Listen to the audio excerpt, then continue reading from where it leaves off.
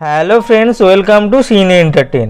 প্রয়াত তবলার জাদুকর ওস্তাদ জাকির হোসেন, মৃত্যুকালে তার বয়স হয়েছিল ৭৩ বছর।